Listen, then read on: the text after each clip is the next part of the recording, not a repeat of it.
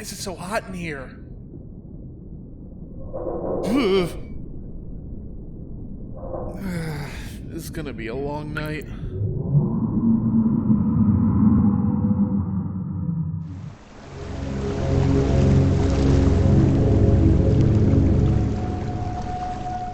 There's a lot of things I can and will say about 2026's Iron Lung, but I'll start with a simple one. Is it any good? Yeah. I mean, what else do you want from me? It's a really good movie. Now, with all things, there's a personal taste factor that comes into play, and some people have voiced that the build-up to the more in-your-face horror elements is too long. I won't lie to you, this is definitely a slow burn film, but for me, that's a good thing. Now, if you're the type of person to want Subway Surfers playing below everything you watch, then you might have a tough time getting into the movie. I can't say much more than this without getting into spoiler territory, but the long and short of it is, yes, Iron Lung is a damn good movie worth far more than even the hype would have you believe. But now, it's time to dive into the real juice of this film, so hang on for just a sec.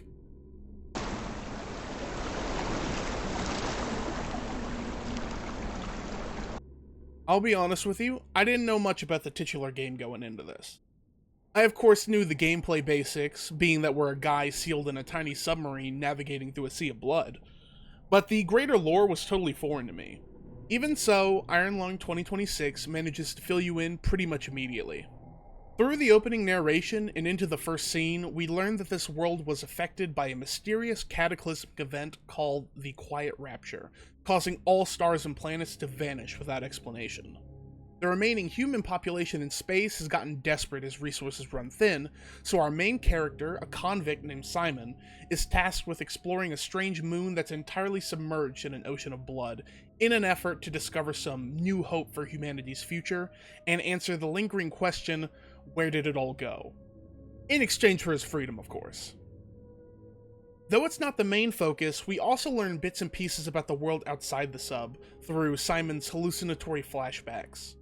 It's hard to know what's what through the lens of his guilt, but most of what we learn is about the state of humanity's warring factions. Primarily the Eden colony, which Simon was a part of, and the Consolidation of Iron, whose space station he's accused of attacking.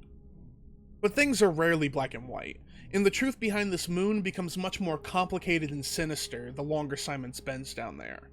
The COI knows more than they're letting on, they lied about the Iron Lung being the first vessel they've sent down there, Simon isn't even the first occupant on this specific submarine. And frankly, I find it all pretty interesting. I'm definitely looking forward to learning more about this world, and I might even play the game on the channel in the near future. Circling back to the pacing issue that some viewers had with the film, and my verdict is, this really wouldn't have worked nearly as well any other way. This method of being lured into a false sense of comfort and drip-fed new information that makes the situation feel more hopeless is very authentic to the style of horror that Iron Lung the game utilizes.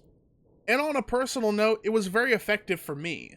Going into this knowing just enough to expect the monster had me literally on the edge of my seat.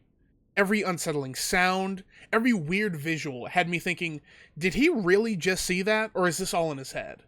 And thinking, is there any way he gets out of this?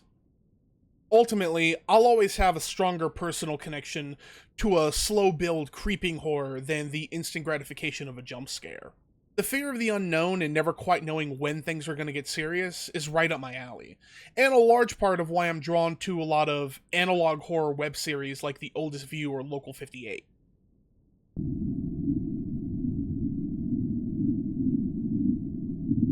Ordering things a little differently this time, I couldn't pass up the seamless transition into talking about the set.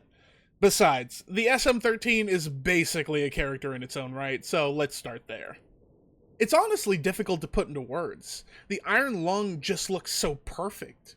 During my previous movie review, I decided against glazing the Jim Henson Creature Shop for their work on the FNAF movies, because it felt like their work speaks for itself. Plus, we've heard it all before. But I don't think I can get around it here, because this was so well executed, even the creative liberties they've taken only serve to make it feel more authentic. I don't even think that makes sense, but I said it anyway. I also have to give major props to everyone in charge of making this thing look and feel gross. The way the walls swell and drip, you can feel the humidity and imagine the dank smell, and the way it progressively gets more fleshy, and for lack of a better word, squishy, just made me feel so uncomfortable in a really good way. But if I was to try and articulate my favorite thing about the Iron Lung set, it'd be the way it balances feeling horribly claustrophobic while still keeping everything you need just out of reach. You can feel this even more during the back end of the film, when Simon loses contact with Ava. He's trying to map out the trench before he runs out of oxygen, but the constant running back and forth between the steering terminal and the camera literally breaks this man down with every failed attempt to streamline his tasks. It all just feels so brutal. Weirdly enough, the set is the other complaint some critics have been the most vocal about, but I genuinely don't know how any fan of the game can complain about being trapped in the sub when it's true to the source material and it's well executed. All the little blink and you'll miss it details, the genuine sense of claustrophobia, feeling every impact as Simon is flung around inside at the mercy of the monster. It's just so good. The set itself really does come to life and feel like its own character. I had to save the best for last, cause let's be real, we all know who we originally came to the theater to see. Kicking things off with the main man himself, Mark Fischbach, aka Markiplier, as Simon the Convict. Look, a lot of us are probably in the same boat here. We get to the showing and it starts up, and I'm looking at Markiplier's back, and I'm legitimately pogging. Like, oh my god, it's him! And my expectations for his performance probably weren't all that high. I was just happy to see him on screen. But he really did it, man. Mark acted the fuck out of this role. At the start, I think it was a bit video gamey for sure. Not too serious, or maybe a little overly serious. But as the story progressed, Simon really took shape. But Mark really started to shine when Simon started tweaking out and hallucinating. The unhinged nature and lashing out was very convincing. Bravo, Mark. Moving on, we've got Caroline Kaplan as Ava. Now, this wasn't one I was expecting to resonate with all that much, but I think she ends up feeling very necessary by the end. What little I did know about the COI in the games makes them feel kinda like an evil corpo right out of Cyberpunk. An organization that is willing to overlook the lives lost if it's to further their goals. But Ava's presence is very human. She reads like someone who's bitter, who's been personally affected by this conflict between Eden and the COI. And though she's willing to send these people down there, she doesn't take pleasure in it, and she doesn't take their lives lightly. I feel this point is exemplified by her choosing to pilot the SM-14 herself rather than risking the lives of her subordinates. There's also a slew of fun YouTuber and voice actor cameo/small appearance roles, starting with Sean McLaughlin, aka Jacksepticeye, as Jack the Mechanic. He was one of the ones who got radiation blasted. Voice acting icon Troy Baker as David, and interesting connective tissue for these last two, Elsie Lovelock as the SM8 research lead / the speaker, and Mick Lauer, aka Rice Pirate, as the guy who told you to cross the wires. Both of these actors were involved in the original pilot animation for Has Been Hotel as Charlie's singing voice and Husk, respectively. That doesn't have anything to do with this, I just thought it was a fun bit of trivia.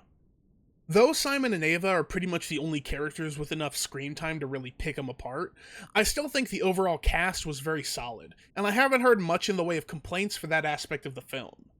I can't speak to any career film critics or anything, but the general consensus I've seen online is that Mark did a great job and he should really be proud of what he's made, and I fully agree with that.